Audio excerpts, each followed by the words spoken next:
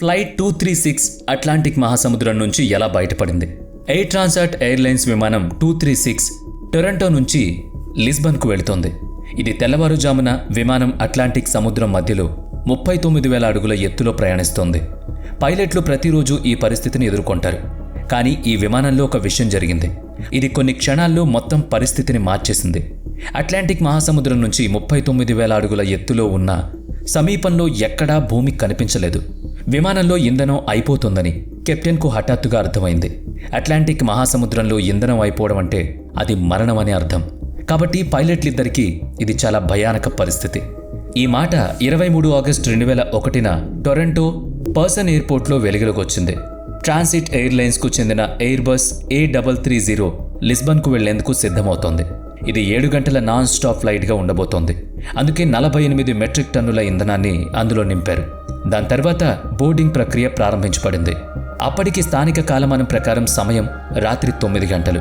Flight 236 2 పైలట్లతో సహా 290 మంది ప్యాసింజర్లతో 13 మంది సిబ్బందితో ప్రయాణాన్ని మొదలుపెట్టింది. ఫ్లైట్ కెప్టెన్ 48 ఏళ్ల రాబర్ట్ బ్యాక్. అతనికి 16,000 గంటల విమానం నడిపిన అనుభవం ఉంది. మొదటి అధికారి వయస్సు 28 సంవత్సరాలు మరియు అతడికి కూడా 5,000 గంటల అనుభవం ఉంది. ఇందులో అతను ఈ ఎయిర్బస్ A330 అనే విమానాన్ని 400 గంటలు నడిపున్నాడు. మనం విమానం గురించి మాట్లాడినట్లయితే అది ఆనాటి అత్యాధునిక ఎయిర్బస్ A330 మోడల్. దీనికి కేవలం 2 ఏళ్ల వయస్సు మాత్రమే.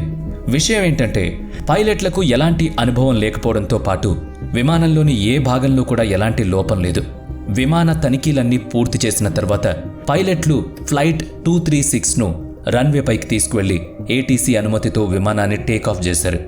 టేకాఫ్ తర్వాత పైలట్ అట్లాంటిక్ మహాసముద్రంలో లిస్బన్ వైపు విమానాన్ని నడిపిస్తున్నాడు. కొన్ని నిమిషాల్లో దాని క్రూజింగ్ ఎత్తు 39,000 అడుగులకు చేరుకుంది. పైలట్లకు అంత పొడవైన విమానంలో ఎక్కువ పని ఉండదు. ఎందుకంటే చాలా వరకు పని ఆటో పైలట్ సిస్టమ్ ద్వారానే జరుగుతోంది. పైలట్లు పరిస్థితిని మాత్రమే పర్యవేక్షిస్తారు. వారి స్థానం మరియు నవీకరణ గురించి కంట్రోల్ టవర్కు తెలియజేస్తారు. మొత్తానికి ఫ్లైట్ 236 బయలుదేరింది. 4 గంటలు గడిచింది. ఇప్పటి వరకు అంతా సాధారణంగానే ఉంది. రాత్రి సమయం కావడంతో ప్యాసింజర్ క్యాబిన్లో చాలా వరకు అందరూ నిద్రపోయి ఉన్నారు. విమానం అట్లాంటిక్ మహాసముద్రం యొక్క ఖచ్చితమైన కేంద్రానికి చేరుకుంది. ఆ సమయంలో విమానం అట్లాంటిక్ మహాసముద్రం మధ్యలోకి వచ్చింది. విమానంలో ఏదో పొరపాటు జరిగిన క్షణం తలెత్తింది. కెనడా కాలమానం ప్రకారం తెల్లవారుజామున 1 గంట సమయం. పైలట్ ఇంజన్ నంబర్ 2 అంటే విమానం యొక్క కుడి ఇంజన్ అసాధారణ రీడింగ్ను గమనించాడు. ఇంజన్లో ఆయిల్ ప్రెజర్ ఎక్కువగా ఉంది. అయితే పరిమాణం తక్కువగా ఉంది. చమురు ఉష్ణోగ్రత కూడా తక్కువగా ఉందని సూచిస్తోంది. పైలట్ తన కెరీర్లో తొలిసారి ఇలాంటి లోపాన్ని గమనించాడు. వాళ్ళు విదేశీ విమాన మాన్యువల్ను తెరిచి ఈ వింత తప్పిదాలకు కారణాన్ని కనుగొనే ప్రయత్నం చేశారు. సాధారణంగా విమానం ఆపరేషన్లో ఉన్నప్పుడు చమురు ఉష్ణోగ్రత కాలక్రమేణా పెరుగుతుంది. కానీ ఇక్కడ అతి తక్కువ ఉష్ణోగ్రతను సూచిస్తోంది. వాళ్ళు విమాన మాన్యువల్లో ఈ ఎర్రర్ గురించి ఎలాంటి సమాచారాన్ని కనుగొనలేదు. పైలట్లు కెనడాలో మెయింటెనెన్స్ యూనిట్ని మరియు ట్రాన్సిట్ను సంప్రదించి ఈ లోపానికి గల కారణం గురించి వారికి తెలియజేశారు. దురదృష్టవశాత్తు నిర్వహణ యూనిట్ కూడా ఈ లోపానికి కారణం తెలుసుకోలేకపోయింది. ఈ లోపాన్ని పర్యవేక్షించాలని వాళ్ళు పైలట్కు చెప్పారు. కొంత సమయం తర్వాత మళ్లీ అడిగారు. విమానం కుడి ఇంజన్లో ఆయిల్ రీడింగ్ తప్పుగా కనిపిస్తున్నప్పుడు విమానంలో ఎటువంటి సమస్య లేదు కాబట్టి ఏదైనా సెన్సర్ మిస్ అయిపోవడం వల్ల తప్పు ఆయిల్ రీడింగ్ సూచిస్తుందేమోనని పొరపాటు పడ్డారు. కానీ అరగంట తర్వాత కెప్టెన్ ముందు రెడ్ అలర్ట్తో మరో సందేశం సందర్శించబడింది. ఈ సందేశం చమురుకు సంబంధించింది కాదు, ఇంధనానికి సంబంధించింది. వాణిజ్య విమానయాన సంస్థల ఇంధనం వాటి రెక్కల్లో సమానంగా పంపిణీ చేయబడుతుంది. ఫ్లైట్ 236 యొక్క 2 రెక్కలు ఒకే మొత్తంలో ఇంధనాన్ని కలిగి లేవని గమనించారు. కుడి వింగ్లో ఇంధన పరిమాణం ఎడమ వైపు కంటే తక్కువగా ఉంది. ఇప్పుడు సాధారణంగా ఈ సమస్య అంత తీవ్రమైంది కాదు, ఎందుకంటే ఈ సమస్యను ఫ్లైట్ సమయంలోనే పరిష్కరించవచ్చు. ఈ సమస్యను పరిష్కరించడానికి కెప్టెన్ క్రాస్ ఫీడ్ వాల్వ్ను తెరిచాడు. దీని కారణంగా ఇంధనం ఎడమ వింగ్ నుండి కుడి వింగ్కు వెళ్లడం ప్రారంభిస్తుంది.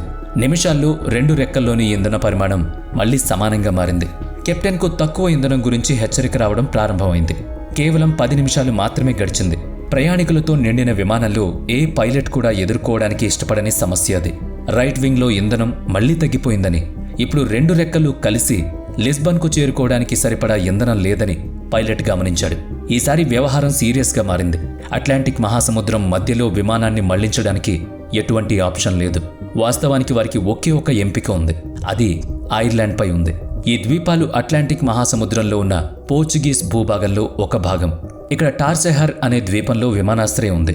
కెప్టెన్ తన ఖాళీ సమయంలో మొదట షెనారియా ఏటీసీని సంప్రదించి ఇంధన కొరత కారణంగా ఈ విమానాశ్రయంలో దిగబోతున్నామని చెప్పాడు. కానీ పైలట్కి కూడా అతను ఈ విమానాశ్రయానికి చేరుకోగలడో లేదో కూడా ఖచ్చితంగా తెలీదు. అప్పుడు అతను సముద్రంలోనే ల్యాండ్ చేయాల్సి ఉంటుంది. ఆ సమయంలో విమానంలో 7,000 కిలోల ఇంధనం ఉంది. ఇది చాలా ఎక్కువగా కనిపిస్తుంది. కానీ విమానంలో A330 యొక్క ఇంధన సామర్థ్యంలో కేవలం 6% మాత్రమే ఉంది. అది కూడా చాలా వేగంగా తగ్గిపోతోంది. అయితే ఇంధనం ఎందుకు తగ్గిందనేది ప్రశ్న. ఈసారి కూడా ఏదైనా సెన్సార్ తప్పుగా రీడింగ్ ఇచ్చిందా? విమానంలో ఇంధనం కొరత నిజంగా ఏర్పడిందా? ఇంధన కొరత ఒక సందర్భంలో మాత్రమే సాధ్యమవుతుంది. ఇది లీక్ అవుతుందో లేదో తెలుసుకోవాలి. కెప్టెన్ వెళ్లి రెక్క యొక్క ముందు భాగాన్ని, అంటే రెక్క వెనుక భాగాన్ని పర్యవేక్షించమని ఫ్లైట్ గురుని ఆదేశించాడు. ఇంధనం లీక్ అయినట్లయితే ఇక్కడి నుంచి ఖచ్చితంగా కొంత సూచన ఉంటుంది. కానీ చీకటి కారణంగా గురు అటువంటి సూచన పొందలేకపోయాడు. ఇప్పుడు పరిస్థితి ఎలా ఉందంటే ప్రతి 5 నిమిషాలకు 1 టన్ను ఇంధనం వాడిపోతోంది. ఇంధనం ఖచ్చితంగా పోతుందని కెప్టెన్కి స్పష్టంగా అర్థమైంది. వారికి ఇప్పుడు కేవలం 25 నిమిషాల ఇంధనం మాత్రమే మిగిలింది. దీని కారణంగా విమానాశ్రయానికి చేరుకోవడానికి కూడా సాధ్యపడదు. ఈ సమయంలో కెప్టెన్ మరియు మొదటి అధికారి నిర్వహణ యూనిట్ ఏటీసీతో నిరంతరం సంప్రదింపులు జరుపుతున్నాయి. ఇంధన లీకేజ్ని నిర్ధారించేందుకు 39,000 నుంచి 20,000 అడుగుల ఎత్తులో విమానాన్ని తీసుకువెళ్లాలని మెయింటెనెన్స్ యూనిట్ కెప్టెన్ను ఆదేశించింది. అయితే ఇంధనం లీకేజ్ అయినట్లు నిర్ధారించబడిన విమానాన్ని తిరిగి పైకి తీసుకువెళ్లడం సాధ్యం కాదని పైలట్ భావించినందున అతను నిరాకరించాడు. కనీసం 39,000 అడుగుల ఎత్తులో గ్లైడింగ్ చేసే అవకాశం వారికి ఉంది. మరుసటి నిమిషంలో విమానం కుడి ఇంజన్ మంటలు చెలరేగడంతో సందేశాలన్నీ పటాపంచలయ్యాయి. ఇది చూసి విమానంలో గందరగోళం నెలకొని ఇప్పటి వరకు ప్రశాంతంగా నిద్రిస్తున్న ప్రయాణికులు భయాందోళనకు గురయ్యారు. ఇప్పుడు విమానంలో 4:30 టన్నుల ఇంధనం మిగిలింది. మరో ఇంజన్ మాత్రమే మిగిలింది. ఒక ఇంజన్ ఆగిపోయింది. ఒకే ఇంజన్తో విమానాన్ని నడపడం సాధ్యం కాదు. కాబట్టి ఇప్పుడు నెమ్మదిగా ఎల్టీటీ తగ్గడం ప్రారంభించింది. మరోవైపు టస్సెరా విమానాశ్రయంలో ఎమర్జెన్సీని ఏర్పాటు చేశారు. అగ్నిమాపక ట్రక్లు మరియు అత్యవసర సిబ్బంది అన్ని రకాల పరిస్థితులను ఎదుర్కోవడానికి తమ సన్నాహాలను మొదలుపెట్టారు. టస్సెరా విమానాశ్రయానికి 240 కిలోమీటర్ల దూరంలో ఉన్న విమానంలో ఇప్పుడు కేవలం 600 కిలోల ఇంధనం మాత్రమే మిగిలింది. ఇంతలో ఏం జరిగిందో పూర్తి థ్రస్ట్లో నడుస్తున్న కారణంగా విమానం యొక్క ఎడమ ఇంజన్ కాలిపోయింది. ఇప్పుడు ఫ్లైట్ 236 ఇంజన్ లేకుండా అట్లాంటిక్ మహాసముద్రం మీదుగా గ్లైడింగ్ ప్రారంభించింది. ఇక్కడ 20,000 అడుగుల వరకు విమానాన్ని దింపకూడదన్న కెప్టెన్ నిర్ణయం ఖచ్చితంగా సరైందేనని నిరూపించబడింది. 2 ఇంజన్లు అవుట్ కావడంతో ఇప్పుడు విమానం లోపల చీకటిగా ఉంది. ఎందుకంటే ఇంజన్ కారణంగా విమానం యొక్క విద్యుత్ వ్యవస్థ కూడా నడుస్తుంది. అదృష్టవశాత్తు విమానం యొక్క ఆటోమేటిక్ టర్బైన్ బయటకొచ్చింది. ఇది కాక్పీట్లోని ముఖ్యమైన పరికరాలు నడవడానికి అధిక వేగంతో ఎక్కువ విద్యుత్ను మాత్రమే ఉత్పత్తి చేస్తుంది. టస్సెరా విమానాశ్రయానికి 120 కిలోమీటర్ల దూరంలో విమానం ఉంది. అవరోహణ 30,000 అడుగులకు చేరుకుంది. కెప్టెన్ గ్లైడింగ్ ద్వారా మాత్రమే ఈ దూరాన్ని అధిగమించాల్సి వచ్చింది. ప్యాసింజర్ క్యాబిన్లో చీకటి మరియు నిశ్శబ్దం, భయం యొక్క వాతావరణం నెలకొంది. అత్యంత దారుణమైన విషయం ఏంటంటే విమానాశ్రయానికి చేరుకోలేకపోతే అది సముద్రంలో దిగవలసి ఉంటుంది. అందుకే ప్రయాణికుల విమానాన్ని నీటిలో దించి మరమ్మతులు చేయడం ప్రారంభించారు. సముద్రంలో ల్యాండింగ్ అన్ని విధాలుగా ప్రమాదకరం. ఎందుకంటే ప్రయాణికులు దాని ప్రభావంతో వెనక్కి పడిపోతే వాళ్ళు నీటిలో మునిగిపోతారు. నీటిలో మునగకపోతే చల్లని నీటి కారణంగా స్పృహ తప్పిపోతారు. ఇప్పుడు సాధారణంగా ఇంజన్ లేకుండా ప్యాసింజర్ విమానం నడపడం చాలా కష్టం. పైలట్ మాన్యువల్ స్టిక్తో నియంత్రించడం విమానం పిచ్ కంట్రోల్పై అంతా ఆధారపడి ఉంటుంది. నిమిషానికి 2,000 అడుగుల ఎత్తు తగ్గుతోంది. అంటే మరో 15 నిమిషాల్లో విమానాశ్రయానికి చేరుకుంటుంది. అప్పుడు టస్సార్ ఎయిర్పోర్ట్ నుంచి విమానం 15 కిలోమీటర్లలో ఉన్నప్పుడు దాని ఎత్తు 13,000 అడుగులు. సాధారణంగా ఎత్తును ఎప్పుడూ 3,000 అడుగుల దూరంలో ఉంచాలి. ఇప్పుడు పైలట్ ప్లేన్ను తిప్పడం ద్వారా తన ఎత్తును తగ్గించినట్లయితే విమానం యొక్క వేగం చాలా వేగంగా పెరుగుతుంది. ఆ పరిస్థితిలో క్రాష్ ల్యాండింగ్కు దారితీస్తుంది. ఇక్కడ చాలా భవనాలున్నాయి. అందుకే పైలట్ విమానాన్ని 360 డిగ్రీల మలుపు తిప్పాడు. ఈ మలుపు పూర్తయినప్పుడు విమానాశ్రయం నుంచి దూరం 5,000 అడుగులకు పడిపోయినప్పటికీ దానికి ఎల్టీటీ రహదారి ఇంకా ఎత్తులో ఉంది. అందుకే పైలట్ విమానాన్ని రన్వేకి అనుగుణంగా ఉంచి కొన్ని ఎస్ టర్న్లు చేసేలా చేశాడు. ఈ ఎస్ మలుపుల కారణంగా రన్వే నుంచి విమానం దూరం పెరిగింది. ఎత్తును తగ్గించడానికి ఎక్కువ సమయం దొరికింది. సాధారణ పరిస్థితుల్లో ల్యాండింగ్ సమయంలో ఫ్లాప్స్ తెరిచి ఉంచబడుతుంది. ఇది మందులు ఉత్పత్తి చేస్తుంది. దాంతో ఇంజిన్ థ్రస్ట్ పెరుగుతుంది. దీని కారణంగా విమానం యొక్క ముందు భాగం పైకి వెళుతుంది. కానీ ఈ ఫ్లైట్కి ఇప్పుడు థ్రస్ట్ లేదు. అందుకే ఈ ల్యాండింగ్ సాధారణ ల్యాండింగ్ కంటే చాలా భిన్నంగా మారింది. అలానే చాలా ప్రమాదకరమైనదిగా కూడా సంభవించింది.